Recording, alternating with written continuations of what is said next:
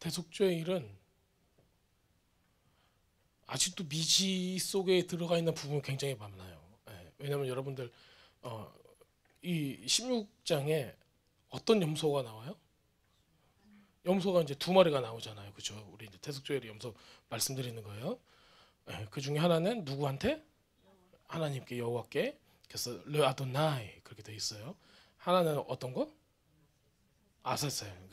르 아사셀에서 이제 아사셀을 위하여 아사셀에게 이렇게 돼 있어요. 이제 사람들이 보통 생각할 때는 야 하나님께 드리는 건 이제 우리한테 익숙해요, 그렇죠? 그래서 하나님께 이렇게 해가지고 제물을 드리는 거구나.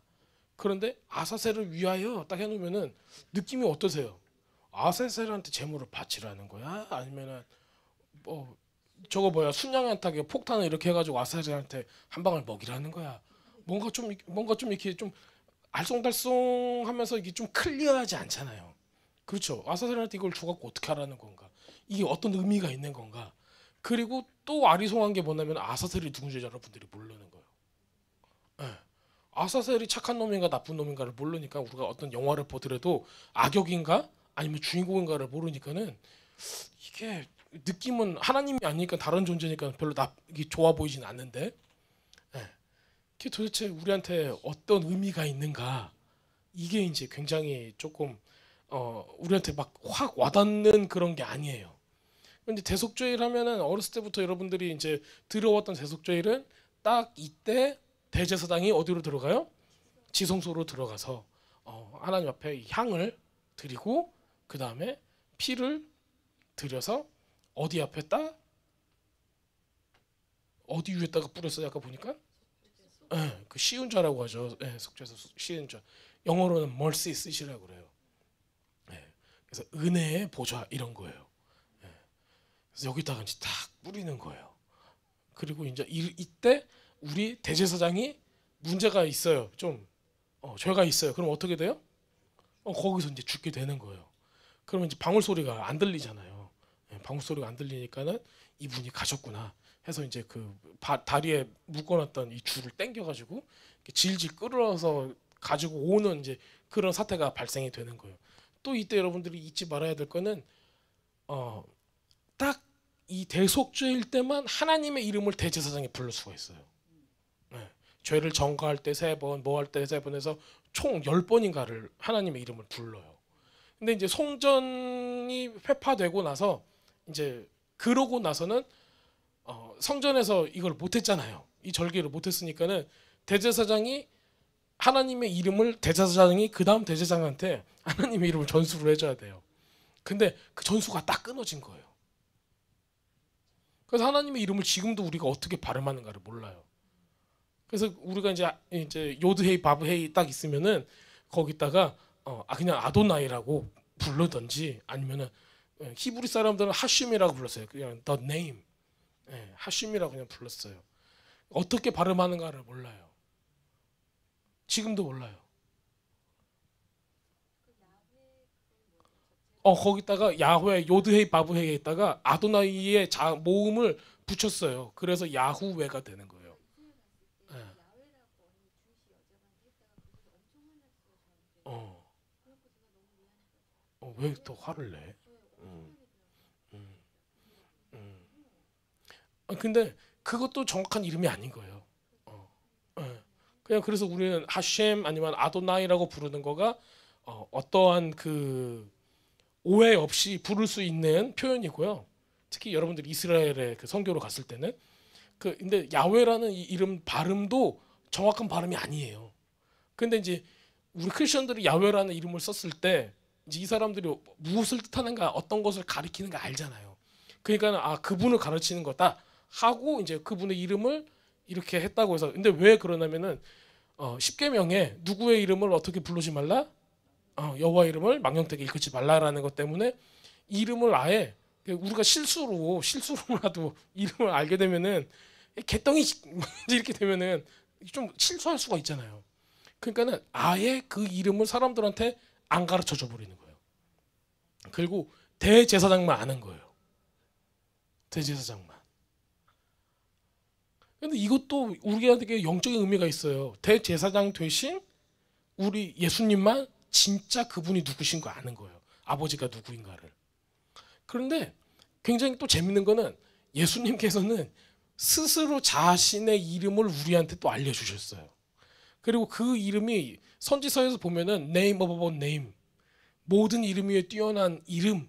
그런데 여러분들이 이것이 우리가 그냥 종교적으로 생각하면은 종교라는 단어를 또 쓰면 누가 또 기분 나빠할 수도 있지만은 우리가 보통 일상적으로 생각을 하면은 name above name이니까 모든 이름 위에 뛰어난 이름이니까는 뭐 우리 예수님의 이름이 최고네 정도로 그냥 우리가 생각하고 넘어간단 말이에요. 근데 이거를 여러분들이 그냥 뜯어 보셔야 돼요. 어떤 의미인가 나한테는 어떤 이름인가. 모든 것이 다 이름이 있어요. 여러분들이 숨쉬는 공기도 공기라는 명명하는 이름이 있고, 여러분들이 오늘 기분이 나빴어요. 내가 왜 나빴을까? 남편이 짜증나게 했어. 짜증이라는 이름도 있고 남편의 이름도 있고, 내가 디프레션이 와, 우울감, 이런 거에 대한 우리가 명명하는 이름이 다 있잖아요. 다. 또 아파요. 신경통. 여러 가지 이름들이 있어요. 병명도 있고. 그렇죠. 여러분들 다 무엇이든지 이름이 있고 이름이 없는 게 없어요. 근데 이름을 여러분이 딱 부르면은, 우리 축사할 때도 이제 이런 게 있죠. 뭔가 느껴져. 막 이상하다 뭔가 느껴지다가 이름을 딱 대면은 이게 탁 반응을 해요. 그러듯이 이름을 부르면은 우리가 어이 거기 하면은 아무도 안 쳐다보는데 이름을 부르면 다 쳐다볼 수밖에 없는 거예요. 그렇잖아요. 영도 마찬가지예요. 영도 이름을 딱 부르면 쳐다본단 말이에요. 병도 마찬가지예요. 그 병한테 병의 이름을 딱 부르면 그 병도 딱 쳐다봐요. 자, 그런데 왜 이름을 얘기 안 하면은, 예수님의 이름이 name above name이라고 했을 때는 그냥 킹, 왕짱 이런 느낌이 아닌 거예요. 모든 것 위에서 다스리시는다는 의미인 거예요. 여러분들이 우울증 때문에 아니면은 뭐 앵자이어리나 여러 가지, 우리 코비드 넘으면서 굉장히 어떤 멘탈이나 정신적인 이슈나 굉장히 영적인 이슈들이 많았잖아요, 사람들이. 그래서 스스로의 어떤 그런 부분들을 돌아볼 수 있는 시간이기도 했어요. 이게 굉장히 많이 증폭되는 그런 시간이었죠. 약한 것들이 더 막 드러나고. 근데 이런 것들을 우리가 나한테 어떤 문제가 있었다는 거 딱 드러나면은, 이거가 내가 무엇인가 알아냈으면은 그 이름을 딱 부르고 예수님께서 그 위에 계신다는 걸 우리가 알아야 되는 거예요. 그리고 예수님의 이름을 부를 때는 내가 염려하고 힘들어하는 바로 이 상황보다 위에 계시는 예수님, 그리고 그 예수님이 나의 신랑이라는 것을 인정을 해드려야 되는 거예요. 그렇게 되면은 나의 불안감이나 나의 병이나 나의 아픈 부분이나 나의 걱정을 쳐다보는 게 아니라 그거 위에 밟고 서 계시는 예수님을 볼 수가 있는 거예요.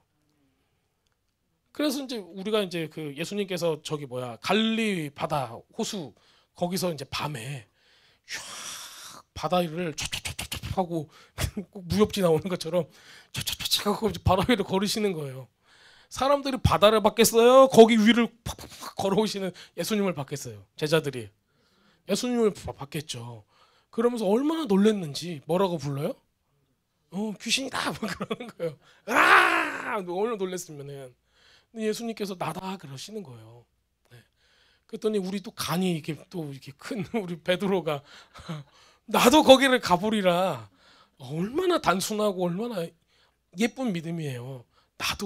나도 주님, 살아계신 하나님, 예수님이시거든. 저를 같이 그렇게 걷게 해주세요. 하고 가는 거예요. 예수님도 어떻게 말씀하세요? 내 손 잡고 와라 그러죠. 밥 밑에 쳐다보지 말고. 우리가 이 똑같은 것 가운데 있는 거예요. 우리는 계속 어디를 받아봐요? 걱정거리를 계속 바라보는 거예요. 시커먼 데를 바라보면서 주님의 손은 이렇게 있는 거예요. 그럼 꼬르륵 하고 있는 거잖아요. 그러니까 결국에는 예수님의 이름이 모든 것 위에 계신다는 걸 아는데 그분은 바라보지 못하는 우리의 현실 가운데 있는 거예요. 근데 이게 어떻게 보면 훈련이 필요한 거죠. 어느 상황에서도 주님만 우리가 눈 맞추고 있는 거. 근데 이게 제가 보니까는 깊은 예배 가운데로 우리가 들어가면은 계속 들어가야 되는 거예요. 계속. 그러니까 우리가 1년 365일 일주일은 7일간 딱 있는데 이 가운데서 주님의 얼굴을 바라보고 있는 시간과 어떤 이 퍼센티지를 본다면 얼마큼 돼서요, 여러분들? 그죠? 말하기가 힘들죠. 예. 걱정에 쌓여 있는 시간이 많으세요? 아니면은 예수님의 임재에 쌓여 있는 시간이 많으세요? 그래도 우리 성도님들은 말씀도 열심히 공부하시고 예배도 드리시고 또 중보 기도도 하시고 여러 가지 이런 것 가운데 있잖아요.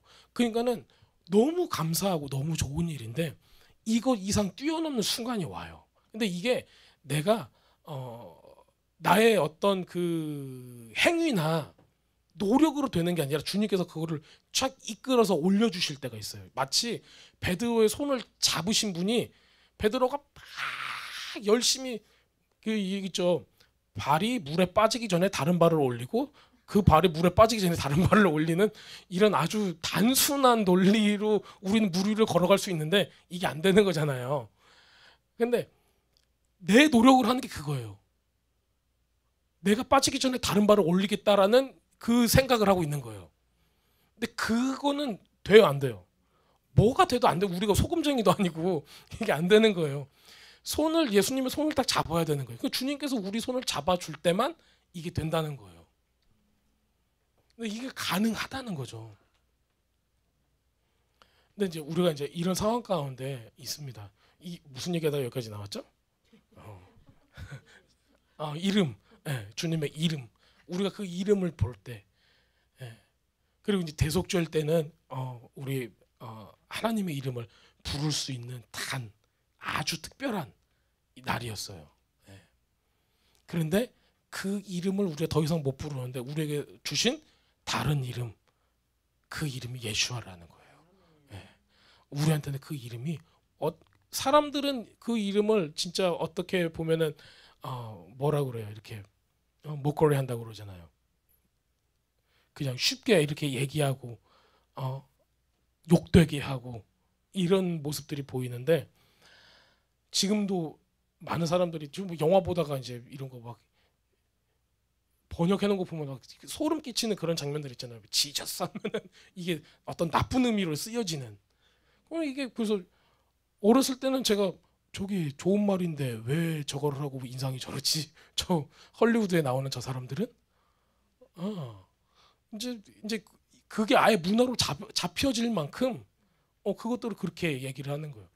근데 이제 이런 부분들에 대해서 미국에 있는 많은 목회자들도 여러 가지 이야기들을 해요. 아주 반성하고 각성하는 의미에서 우리에게는 이 이름이 주어졌다는 거 우리가 이제 꼭 알아야 되고요. 우리가 이제 대속죄일들을 차근차근 자세히 들여다보면은 모르는 부분도 많고 지금까지 안 풀려지는 부분들이 많아요. 실제로. 그 6월절 같은 경우는 좀 명확한 부분들이 많은데 6월절 같은 경우 벌써 이제 아사살이 누군가를 우리가 모르고 들어가기 때문에 도대체 이게 무엇을 의미하는가 모를 경우가 많단 말이에요. 근데 이 모든 것들이 우리가 전부 다 이해하지 못하고 성경적인 어떤 배경이나 지식이 좀 부족하다 할지라도 이거를 어떤 영적으로 우리한테 보여주는 결과물이 있는데 그게 바로 이사야서 58장이에요. 이사야서 58장을 읽으면은 지금 나오는 대속죄일이 도대체 어떤 의미가 있고 어떤 결과를 가지고 있는가 영적인 의미가 아주 클리어하게 샥 나와요. 그러니까 여러분들이 이거를 쫙 읽으시다가 레위기 16장을 읽다가 이게 도대체 뭔 말이고 무엇 때문에 이걸 하는가 모르겠다. 그러면은 이사야서 58장을 딱 읽으시면은 이게 이 말이었구나가 딱 들어옵니다. 게다가야 우리 이제 조금 에스겔 22장 이제 하프타라에 나오는 그 부분 있죠. 에스겔 22장 1절부터 그냥 22장 전체를 읽으면은 더 또 명확하게 나옵니다. 그리고 히브리서 9장 11절에서 끝까지 읽으시면은 여러분들이 굉장히 명확하게 이 대속죄일이 도대체 하나님께서 어떻게 디자인했고 무엇을 위함인가 이것들을 보게 되는 겁니다. 자, 그러면은 제가 이제 본문으로 좀 들어가 보겠습니다. 그래서 제가 모든 것을 다 다룰 수는 없어도 그래도 여러분들하고 좀 많은 부분을 좀 다루고 싶어요. 자, 아론의 두 아들들이 주 앞에 헌물을 드리다가 죽은 뒤에 주께서 모세에게 말씀하시니라. 주께서 모세에게 이르시되 네 형 아론에게 말하여 아무 때나 성소한 휘장 안쪽 교회 위에 있는 극률의 자리 멀시싯 그 앞에 들어오지 말게 하라. 그리하여야 그가 죽지 아니하리니 이는 내가 구름 가운데서 극률의 자리 위에 나타날 것이기 때문이라. 어디 가운데서 나타나는 거예요? 구름 가운데서. 이게 우리가 그 시내산을 보면은 하나님께서 시내산 위에 맑은데 화창히 갠 날씨에 짠 하고 빛처럼 딱 나타나셨어요? 아니죠. 구름 가운데 막 우레소리가 나고 연기가 나고 자욱하고 그래서 안 보이는 거예요. 하나님이 안 보여요. 근데 왜 하나님께서 숨으셨을까요? 안 보이셨을까요? 보면 죽으니까 그러는 거예요. 하나님께서는 거룩하기 때문에 죄가 있는 거는 하나님하고 반대되는 속성인 거예요. 그러니까 이거는 하나님께서 내가 널 죽여야지 해서 죽이는 게 아니라 그냥 아주 자연스러운 반응인 거예요. 리액션인 거예요. 여러분들이 물 있는데 거기 위에다 기름을 부으면은 물하고 기름이 아주 잘 섞이죠. 안 섞이죠. 똑같은 거예요. 안 섞이는 것처럼 이런 리액션이 딱 나타나는 거예요. 막 물리적인 거 거의 비슷해요. 이거는 아주 자동적인 거예요. 주님 앞에 악한 게 있으면은 당연히 반사작용이 딱 일어나서 우리는 죽게 되는 거예요. 하나님께서 우리가 죽기를 원하세요? 원하지 않으세요? 우리가 죄인이라 할지라도 주님께서 우리 죽이고 싶지 않으신 거예요. 그러니까는 스스로를 구름 가운데 구름으로 자기를 감싸버리는 거예요. 그리고 나서 내가 너희들한테 얘기하겠다고 하시는 거예요. 이게 바로 뭐예요? 멀시예요. 멀시. 이게 잡인 거예요. 얼마나 대단하세요. 여러분들 나 때문에 누가 죽을까 봐 나를 막 보호하면서 가는 사람이 누가 있겠어요. 여러분들도 그러세요? 이렇게 나는 미모가 이렇게 반짝반짝 하니까는 나 때문에 너희들이 눈부실까 봐 얼굴을 좀 가리고 댕겨야겠다 이러세요? 네. 딴 사람들한테 선글라스 끼라고 딱 그러고. 근데 하나님께서는 우리를 보호하시기 위해서 요거를 하시는 겁니다. 그러니까 대제사장이 지성소 안으로 들어가서 향을 피우는 이유도 뭐예요? 구름이 맨날 오지를 않아요. 그러고 보니까 향을 먼저 피는 거예요. 향을 폈더니 구름이 자욱히 훅 생겨요. 그랬더니 이제 하나님의 영광의 임재가 나타날 수가 있는 거예요. 주님께서 이제 내가 구름 가운데서 긍휼의 자리 위에 나타날 것이다라고 말씀을 하신 거예요. 그러한 이유 때문에. 자, 그런데 우리 이제 두 아들이 아론의 두 아들이 나답과 아비후 이 두 아들이 향을 피워요. 그렇죠. 향을 피워가지고 거기에 탁 했어요. 도대체 우리는 어떤 이유 때문에 그런가를 몰라요. 그렇죠. 왜 이 사람들이 향을 피웠을까요? 흉내낸 거예요. 맞아요. 흉내낸 거예요. 그러니까 지금 근데 이 두 사람은 의도가 나쁜 게 아니라니까요.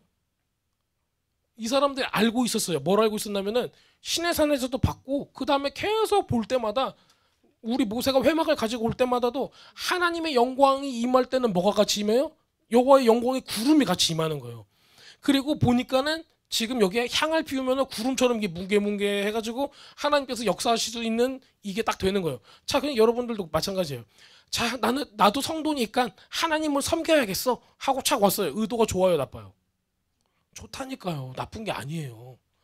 우리 모든 사람들이 하나님을 가까이 가기 위해서 지금 향을 드리는 게 이 향도 뭐의 일종이에요?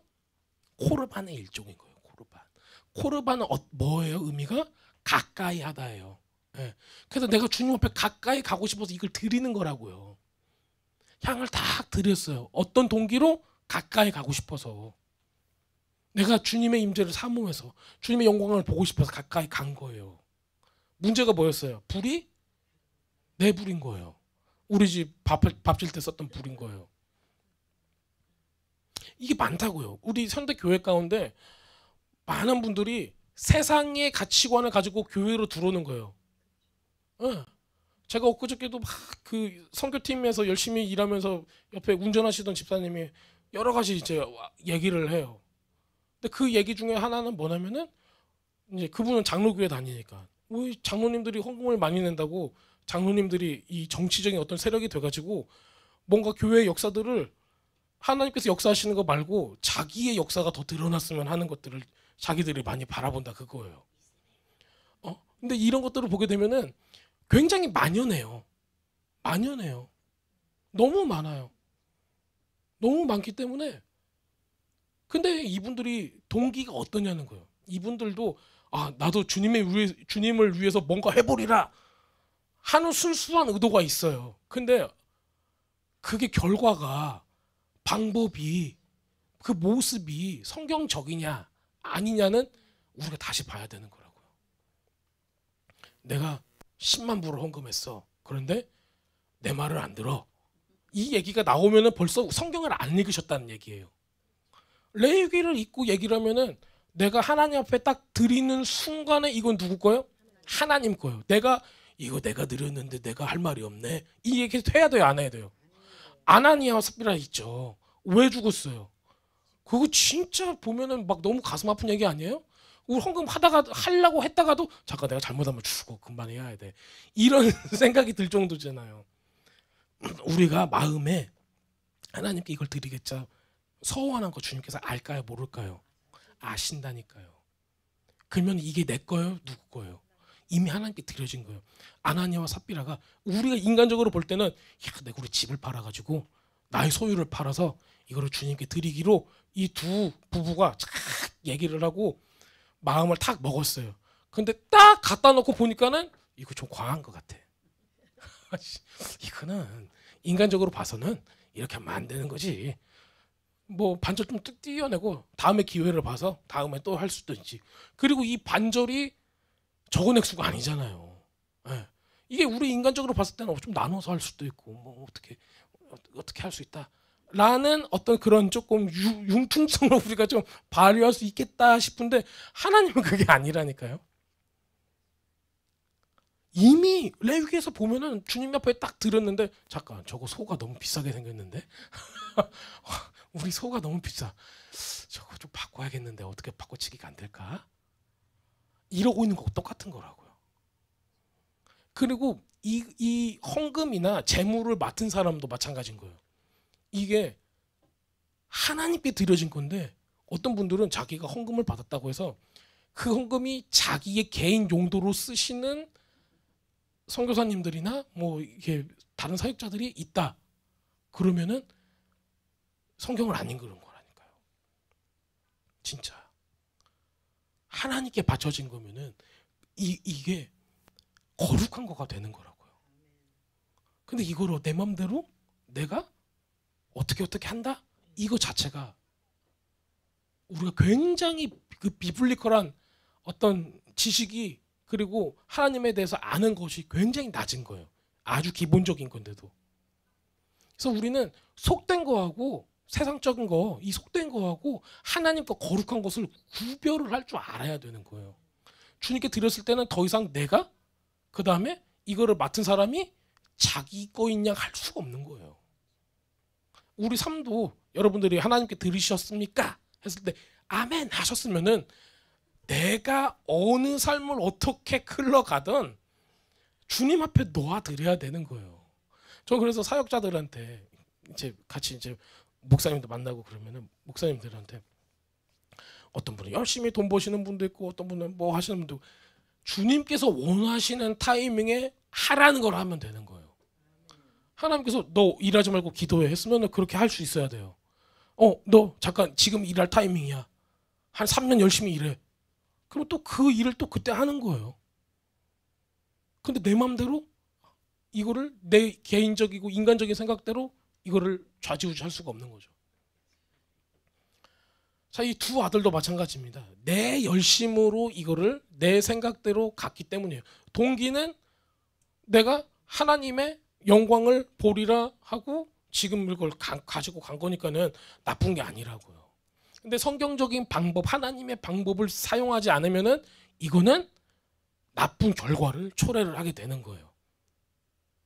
이거 있은 뒤로 하나님께서는 대속죄일의 이 준비 작업을 딱 펼치시는 겁니다. 그래서 이 두 사람이 죽지 않았으면은 이게 이제 좀 늦어질 수도 있겠죠. 네. 이 두 사람의 죽음으로 말미암아 우리가 대속죄를 여는 그런 시간이 됐어요. 또 이제 우리 지난번에 레위기 앞부분 읽었을 때 이 사람들이 뭐 때문에 죽었다라는 거를 우리가 알 수 있었죠. 포도주에 관한 이야기가 나왔기 때문에 술 취했다라는 거를 우리가 보게 돼요. 근데 또 술 취해서 실수한 사람이 있어요. 누가 있어요? 노아 있어요. 노아. 네. 노아도 같은 거예요. 노아도 같은 맥락인 거예요. 노아 같은 사람이 술 취해서 거기서 벌거벗긴 채로 누워 있을 필요가 있어요, 없어요? 없어요. 그냥 이것도 그 하나님의 역사 가운데 하나님께서 허락하신 거예요. 안 그랬으면은 누가 안 나와요? 함이라는 존재가 안 나오는 거예요. 가나안이라는 저주받은 그 자식들의 계통이 예언적으로 이게 익스포즈가 안 되는 거예요. 딱 나와야 되는 거예요, 이게. 여러분들도 다 노아의 자식이라고 생각을 해보세요. 노아 할아버지 어쩌고저쩌고 해가지고 딱 와가지고 방주 타고 딱 나와서 짜잔 하고 했는데 이 가운데서도 그 이블 스피릿이 분명히 있다라는 거를 우리한테 보여주고 있는 거예요. 자, 우리도 교회를 다니고 있고 세상 사람들이 있고 교회 다니는 거에도 불구하고 예수님도 그러잖아요. 예수님 12제자가 있음에도 불구하고 가룟 유다가 있듯이 이 공동체에도 애석하지만 그 스피릿이 있다라는 거예요. 누가 그 스피릿에 의해서 조종을 받는가는 우리들이 알 수가 없어요. 그런데 분명히 있다라는 거예요. 교회 전체를 볼 때 여기서 뭐 색출해내라는 얘기 아니에요. 네? 여기서 누구야? 이렇게 막 쳐다보고 그러시면 안 돼요. 이게 분명히 있다라는 거예요. 거기 안에 노아의 자식에서도 있었고 아론의 아들들 가운데서도 있었다는 겁니다. 그럼 아사셀이 누군가를 한번 볼게요.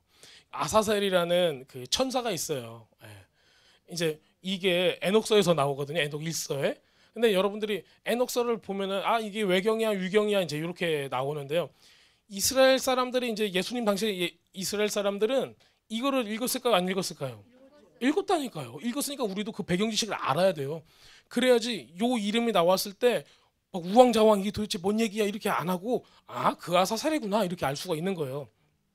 근데 또 그 사해문서에 이 에녹서의 일부분이 또 사본이 발견이 됐어요. 예. 뭐 거인의 책 뭐 이런 이름으로 나오거든요. 거기서는 그러니까는 이게 그 사본이 나중에 이제 이 에녹서 전체는 저쪽 이제 유럽 쪽으로 이제 이 책들이 흘러 들어가 가지고 사해문서처럼 옛날 사본은 안 나왔는데 그 이후에 좀 그래도 몇 세기 이후에 사본들이 발견이 됐기 때문에 사람들이 이게 진품이냐 아니냐 이제 이거 가지고 이제 얘기를 많이 해요. 그런데 사해문서의 그 부분하고 예전에 우리가 봤던 그거를 비교를 했을 때 맥락이 같아요.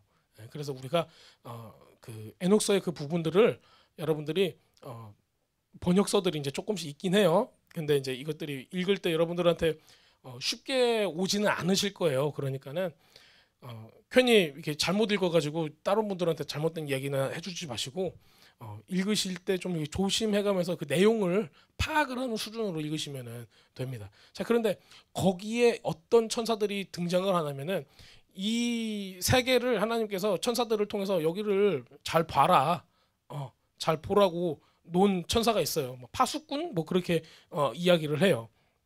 근데 그 천사 중에 이 천사장이었던 이 한 사람이 아사셀인 거예요.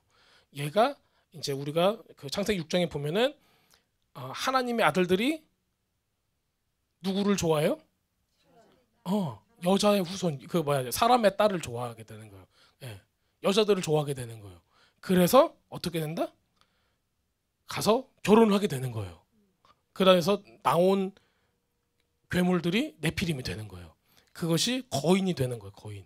거인족이 이제 그때서 나타납니다. 그래서 이제 이 사람들은 사람이 아니죠. 하여튼 반인 반수 반인 반신 반인이 되겠네. 반인 반수는 짐승이잖아, 그죠? 이 사람들이 사람도 잡아먹고 이제 그랬다고 해요. 그리고 거인에 대한 어떤 이런 기록들이 많이 아직까지도 발굴이 많이 되는데 굉장히 많이 쉬쉬하고 있는 그런 상황인 거죠. 어쨌든 이게 성경에 나와 있고 히브리 사람들은 이거를 믿고 있어요. 저도 마찬가지로 이게 굉장히 신빙성이 있다고 생각을 해요. 그 중에 하나가 이제 아사셀인 거예요. 이 아사셀이 자기 휘하에 있는 천사들을 다 데리고 와가지고 마음에 드는 여자들을 다 건드리고 다니는 거예요. 아내로 다 삼고. 근데 맨입으로 하겠어요? 맨입으로 안 하고 뭘 하냐면은 불을 갖다 준다거나 무기를 갖다 준다거나 뭐 금속을 어떻게 재련하는 방법을 가르쳐 준다거나 뭐 여러 가지 이런 방법들을 가르쳐 주는 거예요. 그래서 그 여자들은 지금 우리가 알고 있는 위치라는 이름으로 불리게 돼요. 마녀라는 이름으로. 그래서 그리고 또 이제 그 아이들이 나오잖아요. 그러면 그 아이들은 누구겠어요? 헤라클레스 같은 그게 되는 거예요. 그래서 그리스 로마 신화에 보면은 신들이 나오고 그게 어떤 여자하고 결혼을 했는데 어떤 신이 새끼 신이 나왔는데 이게 보게 되면은 다 요 패턴인 거예요. 그래서 제가 이거를 이것도 어떻게 보면은 히브리의 어떤 고대 어떤 문학 작품이잖아요. 이거 그리스 로마를 갖다가 겹쳐서 보면은 맥락이 이어져 있어요. 그러니까 그리스 로마 사람은 하나님을 모르기 때문에 그냥 자기 입장에서 봤을 때는 옛날에 고대의 신들인 거예요. 이 천사들이. 왜냐면 별의별 어떤 능력이 있었으니까. 이 사람들 불을 쓰는 방법도 갖다 주고 막 이제 했으니까. 그래서 이게 굉장히 많이 겹쳐지는 부분들이 있어요. 그리고 나서 온 거가 많은 학자들이 이렇게 얘기를 해요. 자, 그렇다면은 이 죄악을 가져다 준 이 천사들이 여자와 관계 가운데서 아이를 낳게 되고 그 아이들이 사람들을 잡아먹고 또 번식을 하게 되면은 뭐가 문제가 생기냐면은 하나님의 DNA가 파괴되기 시작을 하는 거예요. 하나님의 DNA가 파괴되는 거예요. 그래서 지금 와서도 이제 마지막 때에 많은 분들이 그런 우려를 하시는 부분 중에 하나가 어떤 그 생명공학이나 아니면 유전자 공학이나 이런 부분들로 인해서 인간이 복제되고 또 우리 모디파이 되는 것들, 변형되는 거, 유전자 조작으로 유전자 조작으로 정말 운동을 잘하는 사람을 만들어내야지 해서 이제 배양하고 요래서 어떤 유전자를 넣어서 병이 없게 만들고 싸움을 잘하게 만들고 군인의 어떤 이런 것들을 갖게 만들고 어떤 성격을 갖게 만들고 이제 이런 것들이 된다고 요즘에 얘기를 하잖아요. 이게 누구 영역이냐고요. 이거를 자기 영역인 것처럼 하게 되는 거예요. 근데 그 옛날에 누가 했다? 아사셀이 했다라는 거예요. 이게 아사셀과 그의 천사들이 했다라는 거예요. 이거를 보고 창세기 6장에서는 하나님께서는 인간의 마음이 악한 것으로만 가득 찼다고 얘기를 하는 거예요. 그리고 나서 물로 심판을 하는 겁니다. 물로 심판하는 거는 여러분들 말씀으로 심판하는 거하고 똑같다고 생각하시면 돼요. 근데 그것이 지금 여기에 나오는 거예요. 자, 그리고 이제 우리가 전에 가면은 어떤 일이 일어나면은 뱀이 하와를 꼬이잖아요. 뱀이 하와를 꼬여요. 근데 이 뱀하고 아사셀은 같은 게 아닌 걸로 보여요.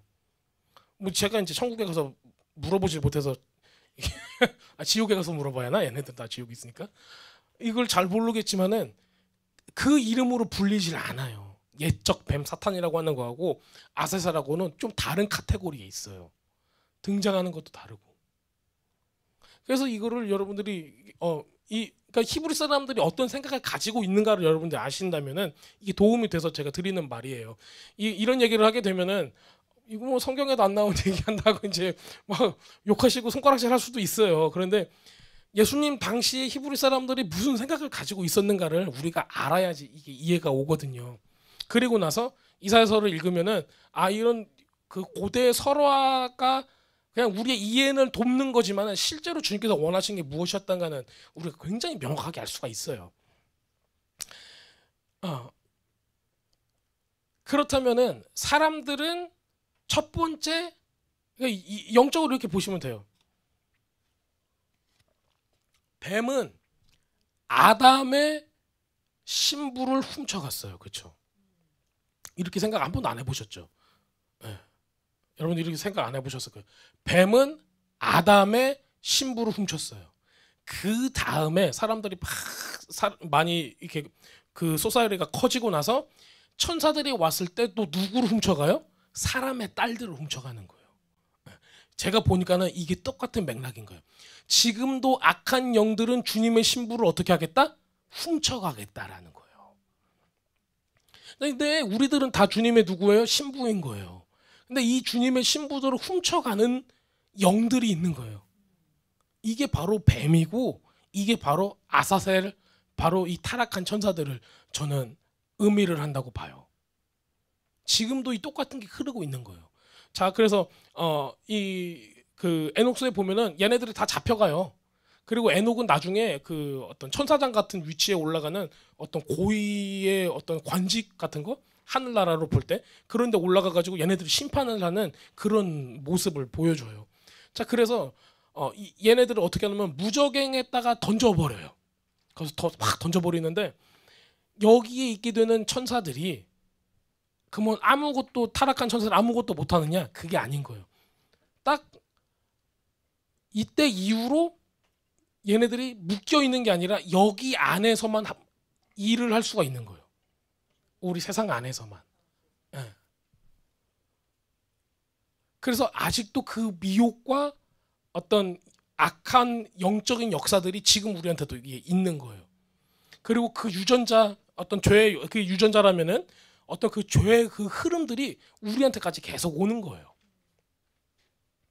근데 이 고리들을 끊어 부시는 거가 바로 죄에 대한 어떤 해방에, 그리고 딜리버런스, 어떤 그 악한 영들을 빼내는 이런 부분들하고 연관이 돼 있어요. 그래서 예수님께서도 이 땅 위에 오셨을 때 병자를 낫게 하시고 귀신들을 쫓아내시고 말씀을 가르치시고 이런 역할들을 계속 하셨잖아요. 이게 거기 안에 들어가 있는 겁니다. 이게 여러분들한테 어려울 수가 있어요. 어려울 수가 있는데 이거를 이사야서 58장 꼭 읽어보세요. 꼭 읽어보시면은 아주 클리어해져요. 아, 그래서 이게 이렇게 있구나. 저는 오늘 시간상 앞에 부분을 그냥 그 배경 지식만 여러분한테 전달밖에 못 드릴 것 같아요. 지금 시간이 그래요.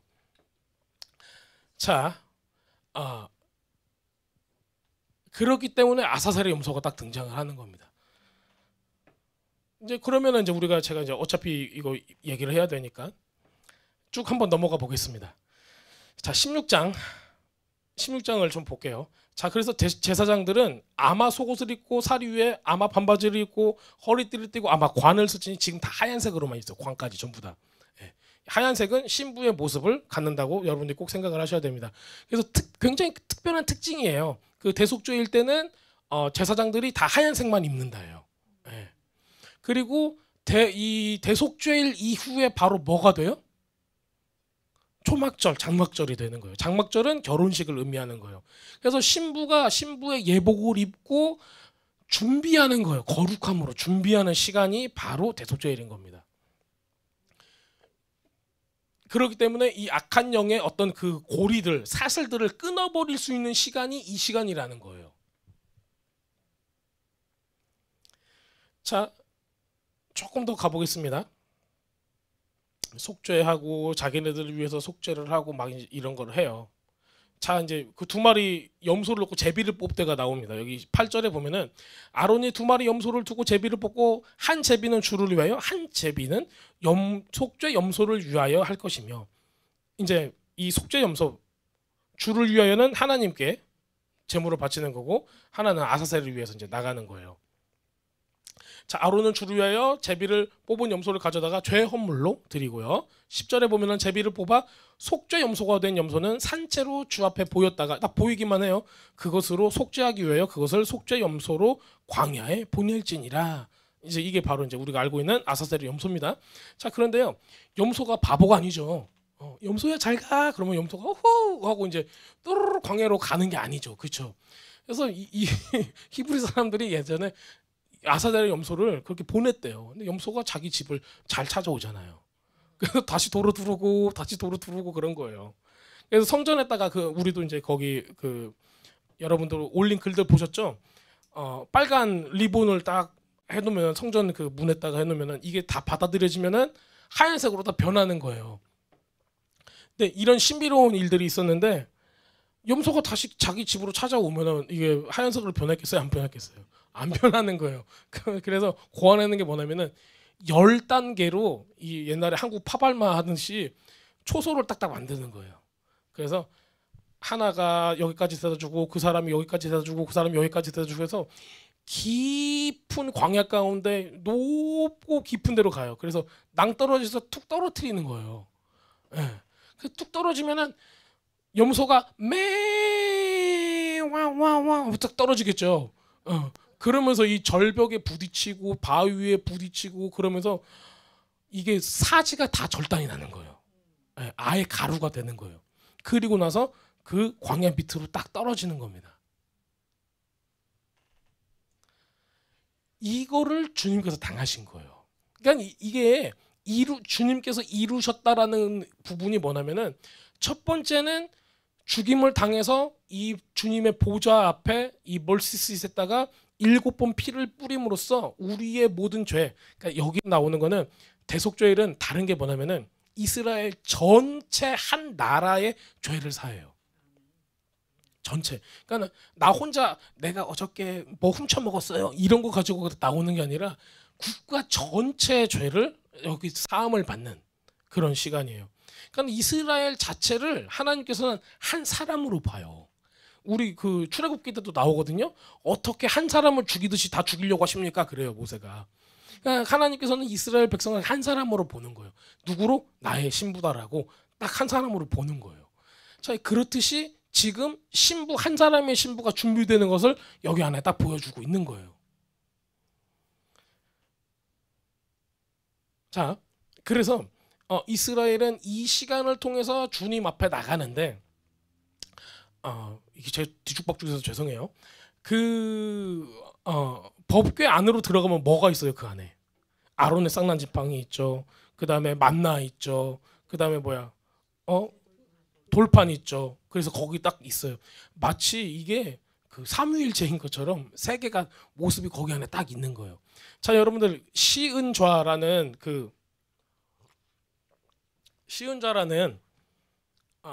보좌잖아요. 이게 왜 시은좌라고 불렀을까요? 하나님이 임재하시니까. 그러니까 여러분들이 이제 고대 사람들이 무슨 생각을 했는가를 알면은 이게 mercy seat, seat이면 거기 앉아 있어야 된다는 거예요.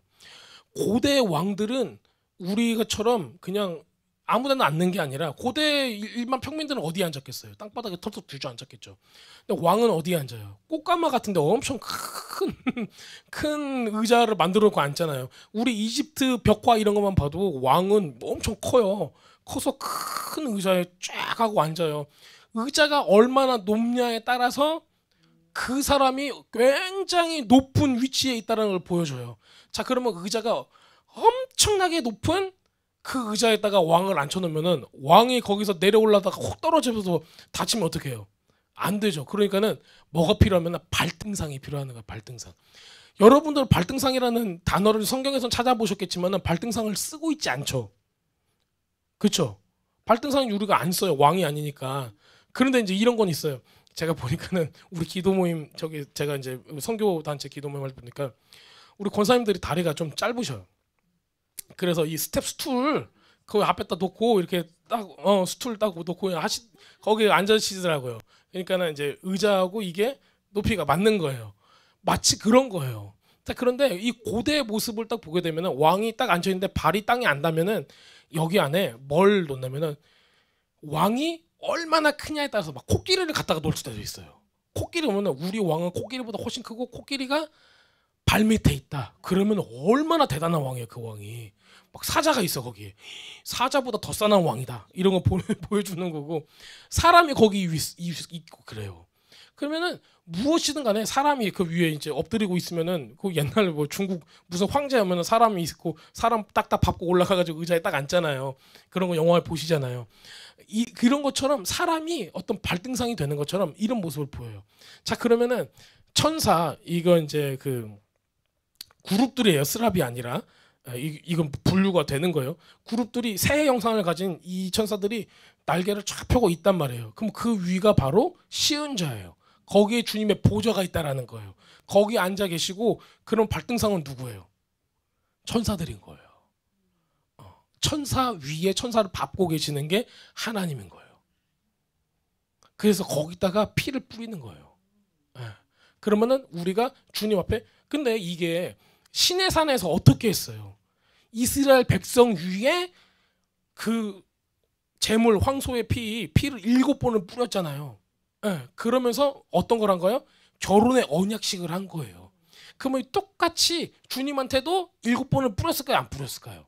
뿌렸단 말이에요. 똑같이 뿌리는 거예요. 이것도 결혼의 언약식 가운데 그 맥락 가운데 있어요. 근데 이게 피를 뿌린다는 거는 7번 피를 뿌린다는 거는 완전한 언약 가운데 있는 거예요. 언약이 없으면은 우리한테는 죄를 용서해 줄 필요가 있어요, 없어요? 없다니까요. 나하고 저하고 상관이 없는데 내가 왜 죄를 용서를 해줘? 이렇게 되는 거예요. 그 언약은 그리고 쌍방간이에요. 쌍방간이에요, 쌍방.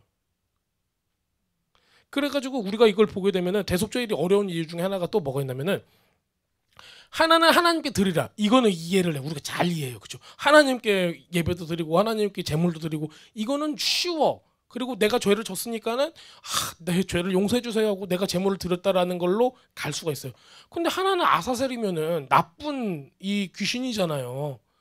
근데 얘한테는 왜 이거를 주냐고요. 왜 줘요? 죄값으로? 자, 이렇게 보시면 돼요.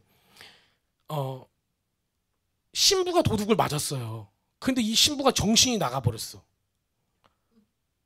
이 신부가 정신이 나갔어. 그래가지고 원래 자기의 남편한테 안 돌아오고 지금 여기 계속 붙어 있어요. 그러니까는 우리들이 주님의 신부애 아니에요? 신부죠. 그런데 여러분들의 마인드 속에는, 생각 속에는 오직 하나님만 바라봐요? 아니면은 세상에 걱정이 있어요? 있죠. 그러니까 정신이 나갔어요, 안 나갔어요?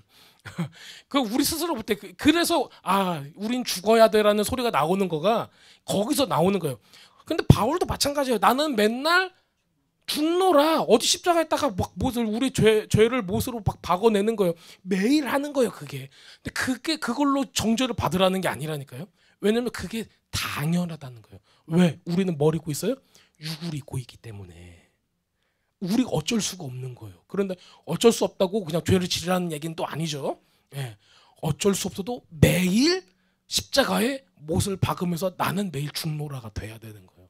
그걸 우리가 이 은혜를 생각하게 되면은 사랑이, 주님에 대한 사랑이, 주님께서 우리를 먼저 사랑하심으로 주님에 대한 사랑이 동기가 되어서 하나님의 법을 지키게 되는 거예요. 그래야지 뒤탈이 없는 거예요. 이게 종교적으로 너 이거 안 하면은 죽게 돼 해가지고 하게 되면은 그거는 종교가 되는 거예요. 그리고 이렇게 배운 사람은 그렇게 가르쳐요. 가서 어머나 큰일 나, 이거 하면은 죽어 이렇게 되는 거예요. 근데 우리가 이제 이 대속죄일의 이 모습들을 여기서 볼 수가 있습니다. 참 아사셀의 염소는 이렇게 되는 거예요. 신부들이 뺏김을 받아서 지금 여기 안에 있는 거예요. 자, 그러면은 이 하나님께는 우리가 잘못했으니까, 신부들이 잘못했으니까는 이거에 대한 속죄의 모습으로 지금 누가 대신 그 값을 치러요? 그 염소, 예수님이 나타나는 그 염소가 가서 값을 치르는 거예요. 자, 그러면은 아사셀한테 가가지고 빼앗겨 있는 이 신부들을 데리고 와야 돼요. 다른 문제죠. 다른 문제인 거예요. 그러니까 가서 예수님께서 안에까지 들어가셔서 이거를 구속을 해 와야 되는 거예요. 그러니까는 아사셀한테 가가지고 이 대가를 치르고 오시는 거예요. 그러니까는 이 두 가지가 필요한 거예요. 왜냐면 우리는 보통은 그냥 하나님 문제만, 하나님 편의 문제만 해결하면 끝이라고 생각하는데 우리는 지금 삶을 살잖아요. 내가 어저께 본어게인을 했어. 그런데 이 지금 삶을 살고 있는데 계속 내 삶에는 발목을 잡고 있는 문제들이 있어요, 없어요? 있단 말이에요. 문제도 있고 내 생각도 완전히 주님처럼, 말씀처럼 변화가 안 됐고 우리 DNA 가운데 있는 어떻게 보면 어떤 그 흐르는 어떤 저주, 죄의 저주들, 이런 것들을 다 끊을 수 있는 근거가 지금 이 대속죄일의 모습으로 우리에게 보여주고 있는 겁니다. 참 설명 어렵게 한다. 그렇죠. 예, 예. 그래서 이 찢기심을 받고 낭떠러져서 죽으심을 받은 이 염소 되시는 우리 예수님께서 이거를 다 끝내시는 거예요. 죽으심으로. 예. 그 다음에 이곳을 뭐라고 표현했죠 아까? 사람이 살 수 없는 곳, 그렇게 표현했나요? 어디 나오죠? 사람이 거주하지 아니하는 땅에 이르거든 이렇게 표현해요. 22절에 보면은 염소가 그 모든 불법을 자기 위에 짊어지고 우리 예수님인 거예요. 사람이 거주하지 아니하는 땅. 자기 사람이요. 어떤 사람일까요?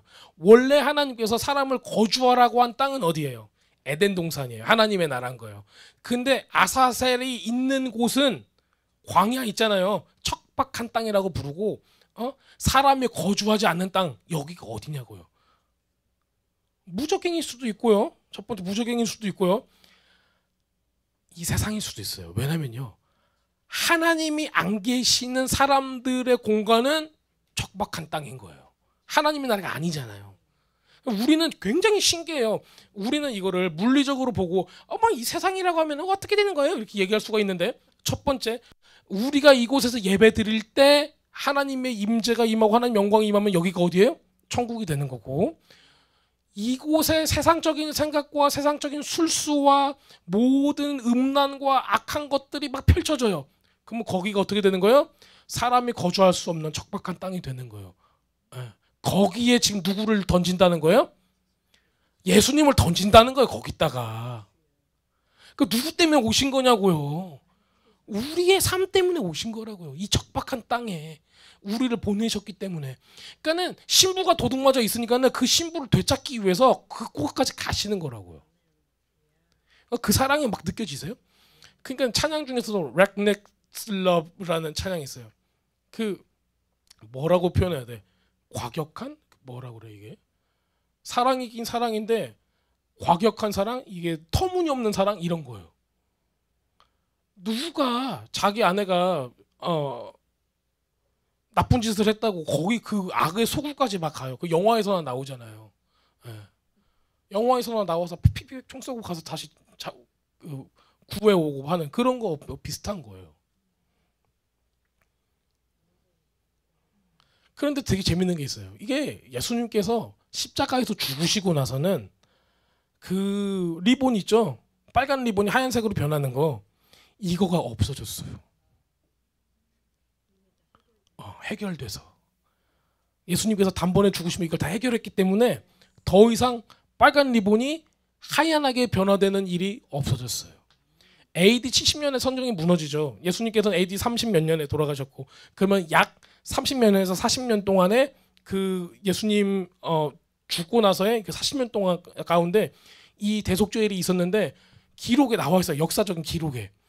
그 일이 안 일어났다는 거예요. 예수님께서 죽으시고 나서는. 그러니까 너희 죄가 주홍같이 붉을지라도 양털같이 하얘지리라고 하는 그 말씀에 기반된 역사가 그 뒤로는 안 일어났어요. 왜? 누가 이뤘어요? 예수님이 이뤄버렸으니까. 또 뭐가 있냐면요. 제비를 뽑잖아요. 하나님께 드릴 양은 제비를 뽑으면 오른손이냐 왼손이냐 이거 가지고 하거든요.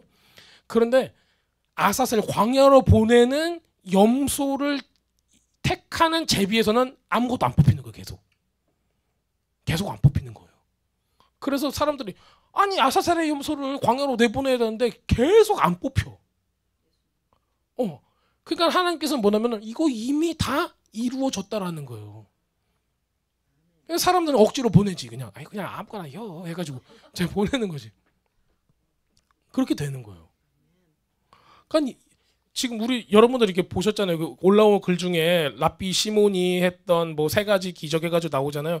이게 예수님이 죽고 나서는 다 끝, 다 이루어짐 이렇게 돼요.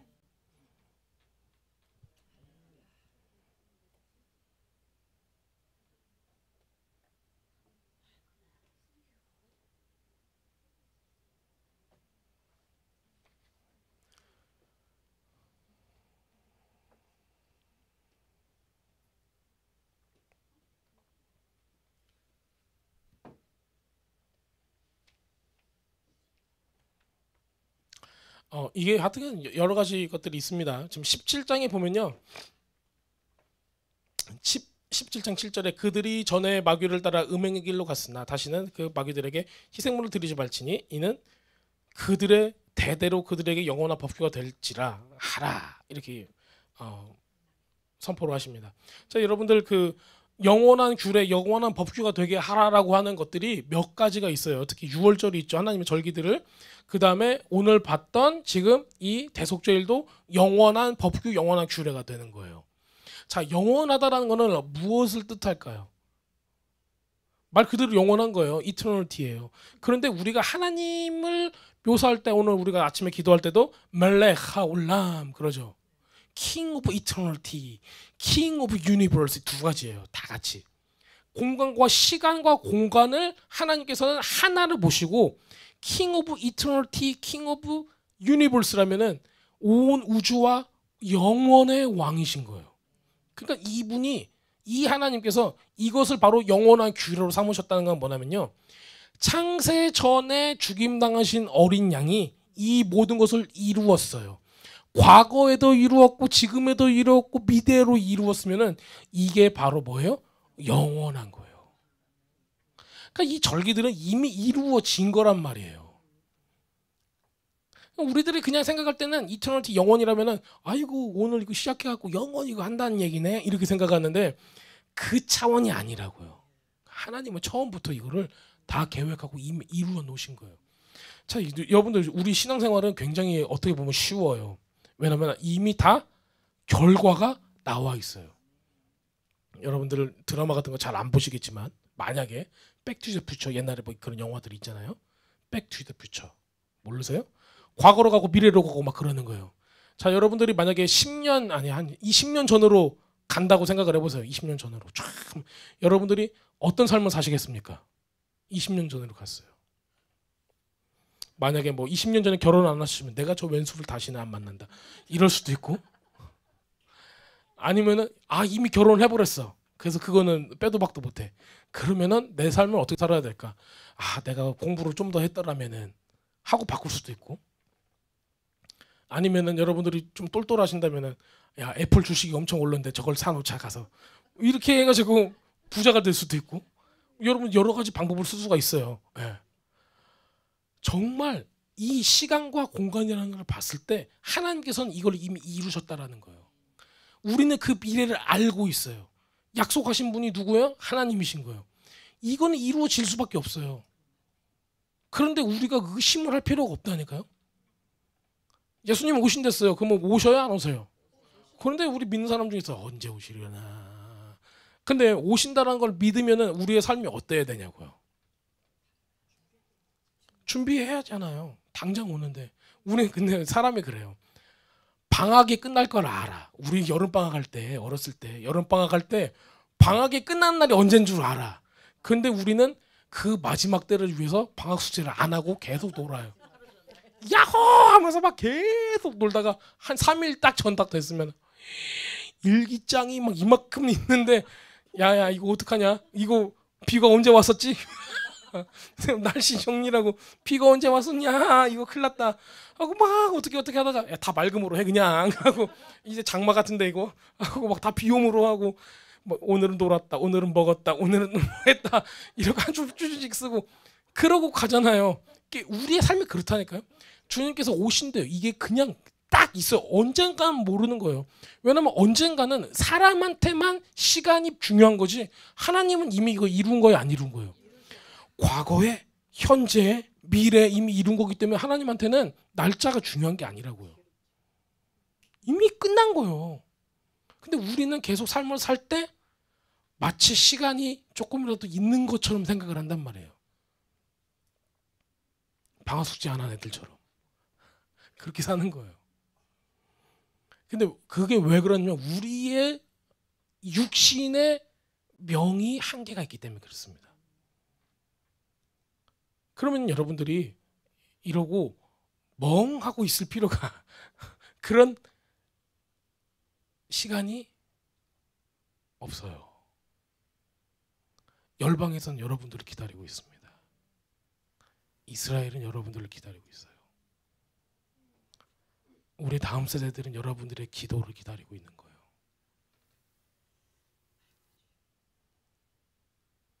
여러분들이 3년 후에 해야지. 근데 1년 후에 교통사고 나 돌아가셨어요. 이렇게 될 수 있다고요. 저 이스라엘을 위해서 기도하는데 저한테 계속 오는 건 뭐냐면요. 아까 우리 집사님 말씀하셨죠. 그 음악 페스티벌. 굉장히 악한 거. 똑같아요. 오늘 그 아사셀의 어떤 이 타락한 모습들 있잖아요. 이거 굉장히 똑같은 모습이에요. 이스라엘도 똑같은. 우리 저거 뭐야? 어디야? 우리 에스겔서 22장. 지금 이번 주 하프타라거든요. 잠깐 볼게요. 제가 그냥 읽어드릴게요. 개정개혁으로요. 또 여호와의 말씀이 내게 임하여 에스겔한테 임한 거요. 인자야 네가 심판하려느냐 피 흘린 이 성읍을 심판하려느냐 그리하거든 자기의 모든 가증한 일들을 그들이 먼저 알게 하라 그래요. 심판이 임한다는 걸 알고 있어요. 그런데 무엇을 잘못했는가를 먼저 알려주는 거예요. 이스라엘이 지금 하마스로 공격을 당한 거가 이스라엘 사람들은 알고 있어요. 동성연애와 온갖 위치크래프트와 온갖 악한 것들이 뭐 텔아비브 보세요. 세계 최고의 동성연애자들의 어떤 퍼레이드가 있고 그런 도시의 어떤 아이콘이 돼버렸어요. 우리들한테는 그 도시가 거룩한 도시고 홀리시리가 되고 예루살렘 하는데 동성연애자들한테는 반대인 거예요. 가장 타락하고 가장 더럽고 더러운 짓 하기에 가장 좋은데. 그런데 이스라엘 역사를 보면요. 예루살렘이 어떤 왕이 있느냐에 따라서 어떻게 타락했는가가 나와요. 그냥 산 곳곳마다 불 피고 막 난리가 나잖아요. 우리 말씀에 나와 있는 거예요. 그게. 산당에서 너희들이 뭐 했다? 행음했다. 그러잖아요. 근데 그러고 나서 뭐가 임했어요? 심판이 임했다라는 거예요. 다른 열방을 통해서 치는 거예요. 그러면은 이 사람들이 죽고 나서 나머지 남아있는 사람들이 거룩한 그루터기가 돼야 되는 거예요. 거룩함으로 나와야 되는 거예요. 그 과정인 거예요, 지금. 그래서 속히 주님을 영접하고 속히 그 죄에서 돌이키게 해달라고 우리가 기도를 해야 되는 거예요. 근데 지금 전 세계 가운데 미국도 지금 콜롬비아 대학 뭐 우리 텍사스에도 날리고 뭐 지금 대학생들이 그 반전 시위라고 하죠. 예. 전쟁하지 마세요 하면서 이제 왜 이 정치적인 이것 때문에 막 나와서 대학생들이 뭐 자기 일도 아닌데 막 피 터지게 싸우고 회개를 해야지 이 사람들이 그거 가지고 막 난리가 나는 거예요. 근데 이것도 다 미디어가 선동해 보면은 그게 실질적으로 무엇인가를 몰라요. 왜 이런 일이 일어났는가를 모르는 거예요. 정치적으로 보면은 이스라엘 입장에서는 우리 포로를 안 주니까 나는 계속 전쟁을 해야 돼. 저 입장에서 보면은 미디어는 다 포장해가지고 괜히 힘없는 팔레스타인 사람들만 잡아서 힘들게 한다 이렇게 나오니까는 서로 싸움만 하게 되는 거예요. 근데 저는 그렇게 생각을 해요. 교회에서 젊은 학생들한테 영적인 안목을 키워준다면은 자기네들이 그렇게 할 게 아니라 금식하면서 기도해야죠. 시위할 게 아니라. 그러면 만약에 저 사람이 팔레스타인을 위해서 기도하는 사람이라면은 그러면 금식하면서 기도하는 사람이 있냐? 저는 그걸 물어보고 싶은 거예요. 괜히 싸우지 말고. 이스라엘을 위하는 사람이 있으면은 금식하면서 기도할 수 있냐? 지금 우리 대속죄일 나오잖아요. 한 나라를 위해서 자기 국가를 위해서 금식하면서 하루를 막 온전히 금식하는 거예요. 그러니까 우리 젊은 세대는 지금 그게 필요한 거지.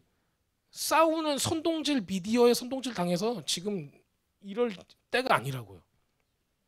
에스겔서 22장은 이렇게 얘기를 하고 있습니다.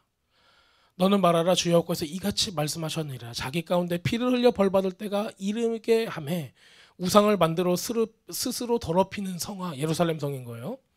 네가 흘린 피로 말미암아 죄가 있고 네가 받는 우상으로 말미암아 스스로 더럽혀졌으니 네 날이 가까워졌고 심판의 때가 가까워진 거예요. 네 연한이 찼도다. 죄가 차니까는 연한이 찬 거예요. 그러므로 네가 이방의 능욕을 받으며 만국의 조롱거리가 되게 하였노라. 누가 허락한 거예요? 하나님이 그렇게 하신 거예요. 이거를 막아설 자가 없는 거예요. 다만 옆에서 우리는 중보하는 거예요.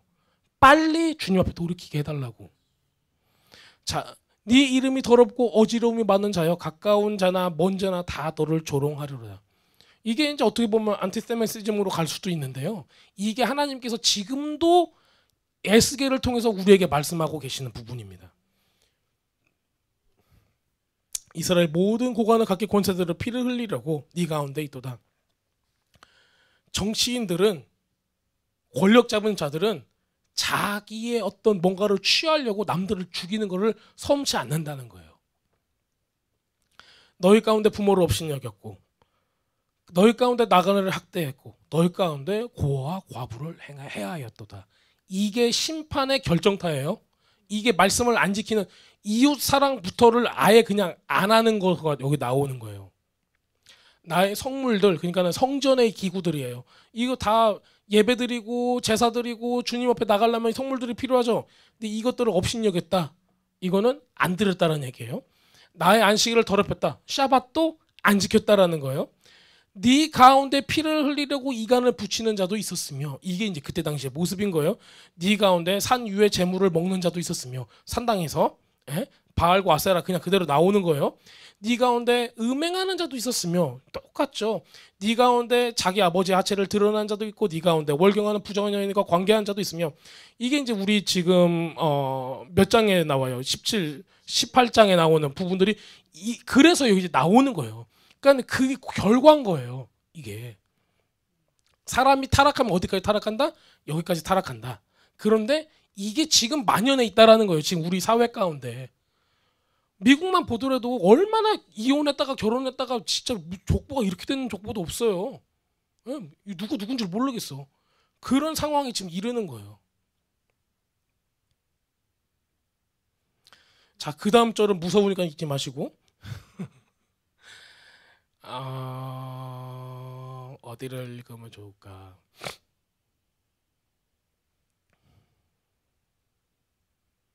16절 읽겠습니다. 네가 자신 때문에 나라들의 목전에서 수치를 당하리라. 내가 여호와인 줄을 알리라 하셨다 하라.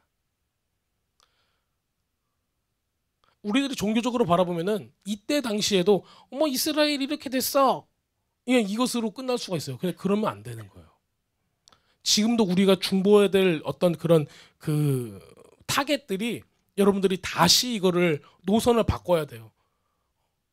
그들을 위로하는 것도 좋아요. 필요해요. 근데 그것보다 더 중요한 게 뭐냐면은 죄를 자복하고 죄에서 돌아오는 거예요. 만약에 여러분들이 누구를 가서 회복하고 누구를 가서 위로하고 이런 것들로 끝내면은 우리의 기도가 거기서 끝난다면은 악의 근원되는 회복이 안 된 이 모습이 지속되는 거라고요.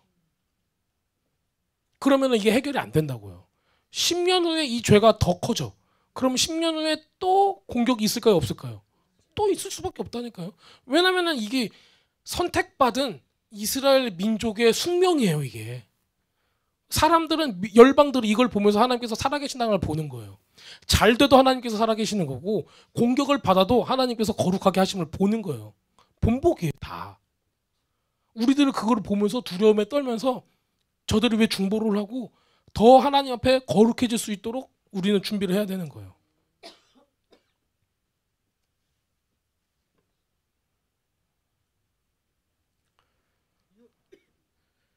자, 그래서 여기 보면은 이 어려움들, 이 진노와 하나님께서 어떻게 이렇게 심판하시는가가 나와요. 자, 그런데 이제 제가 이 뒷부분을 한번 보려고 그래요.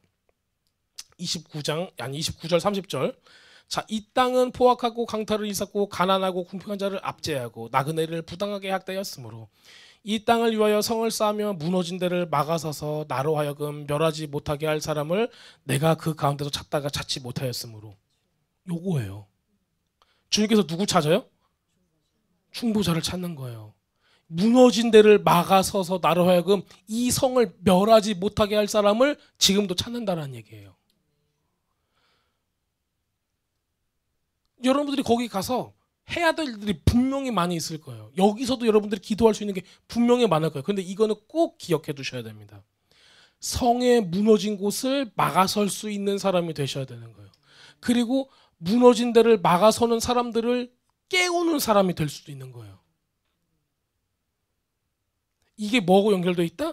대속죄랑 연결되어 있다라는 겁니다. 대속죄일은 우리가 종교적이고 어떤 그런 의식적으로 본다면은 염소 2마리가 죽고 온 나라가 주님 앞에 회개하는 걸로 끝나는 걸로 보게 되는데, 잘 생각해 보세요. 이 회개의 시간, 온 국가가 회개하는 시간이 없다라면은 지금 이 현상이, 에스겔서의 이 심판의 현상이 계속 반복이 되는 거예요. 이게 있으니까는 평화기라는 게 있는 거죠. 우리한테는 또 어떤 걸 의미를 하고 있어요. 우리도 똑같다는 거예요. 이걸 보면서 배워야 된다는 거예요. 그래서 요거를 가지고요. 이사야서 58장에 가면은 똑같은 이야기를 이사야를 통해서 또 하십니다. 그리고 금식하는 이 대속죄를 금식을 25시간을 해요. 24시간인데 25시간 하는 이유는 혹시라도 내가 뭘 먹었을까 봐 1시간을 플러스 해가지고 합니다. 그런데 이 시간 왜 나는 금식을 하는데 나를 쳐다보지 않으십니까? 라고 사람들이 얘기를 하는 거예요. 내가 주님 앞에 의롭게 막 배 옷을 입고 이렇게 금식하고 있는데 왜 나를 안 쳐다보십니까? 근데 보통 사람들 우리 이제 크리스천도 마찬가지죠. 여러분들 금식 왜 하세요? 언제 금식하세요? 금식을 하세요. 주님 하라고 그럴 때. 보통 사람들 입장에서는요. 사업이 잘 안 될 때, 응답받은 기도 제목이 있을 때, 땡깡 놓고 싶을 때, 뭐 해달라고 땡깡 놓고 싶을 때 있잖아요. 마치 애들이 아빠 이거 사줘 그러고 이거 안 사주면 밥 안 먹을 거야 하는 것 같은 그런 느낌 있죠. 금식하고 막 육이 올라오는 사람이 있으면 안 되는 거예요. 금식이 아니라고요. 그런데 이사야서 58장에 나오는 히브리 사람들이 그랬다라는 거예요. 왜 나를 안 쳐다보세요? 나 이렇게 금식하고 있는데. 근데 나는 금식하고 나의 종들은 뭐 시키는 거예요? 돈 벌어와라 하고 일 시키는 거예요. 그리고 가난한 사람을 외면하고 돈 꿔달라고 자기 친족이 얘기하는데 도망가 버리고 이렇게 얘기를 해요. 그 친족 고엘 제도 때문에 여러분들 이스라엘 사람들은 친족의 모든 것들을 다 감당을 해줘야 돼요. 그리고 이 똑같은 부분이 나와요. 무너진 데를 막아설 자가 없다라고 말씀하시는 거예요. 그리고 나의 안식일이 회복되는 것, 진정한 안식일이 무엇인가까지 이사야서 58장에 나옵니다. 그래서 결정적으로는 여러분들이 레위기 16장, 17장을 통해서 대속죄 일에 어떤 그 전체적인 모습과 어떤 식으로 이 예식들이 흘러나가는가는 분명히 보실 수 있고, 예수님께서 죽으심으로 단번에 죽으심, 우리 히브리서에서 나오는 히브리서 몇 장이에요? 아까 9장 읽어보라고 하셨죠? 이 단번에 죽으심으로 인한 예수님께서 이루신 그 모습들을 우리가 레위기서를 통해서 알 수가 있어요. 그걸 알고 나면은 이제 의식과 그 다음에 예수님께서 이룩하신 부분까지 아셨으면은 이사야서 58장을 보시고 이게 하나님 나라하고는 어떻게 연관되어 있는가가 이게 연결이 되어 있습니다. 그래서 큰 그림으로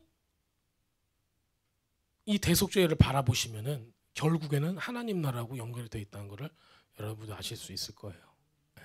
그게 예수님께서 이 땅 가운데 오신 목적이고요. 예수님께서는 우리를 애굽에서 빼내셔서, 우리 이제 그 6월절 얘기하는 거예요. 빼내셔서 우리를 주님의 신부를 삼으셨는데 여기서 끝나지 않고 대속죄는 뭘 의미하는 거예요? 우리가 세상을 살아가면서 짓는 모든 죄악의 저주로부터 끊는 작용까지 하는, 거기까지 들어가는 겁니다. 그래서 이 두 가지가 필요해요. 처음에는 어린 양을 통해서 본어게나게 하시고, 그 다음에는 염소들을 통해서, 염소 2마리 염소를 통해서 우리 삶에 있는 모든 악한 것들을 끊어주시는 거고, 그 다음에 아사셀에게 그 모든 전가해서 모든 죄값을 치르시는 그 모습까지 보여주고 있는 겁니다. 그래서 성경이 한 모습만 본다고 해도 우리가 굉장히 재밌는 거를 볼 수가 있는데, 지금 이게 굉장히 그림이 커졌죠.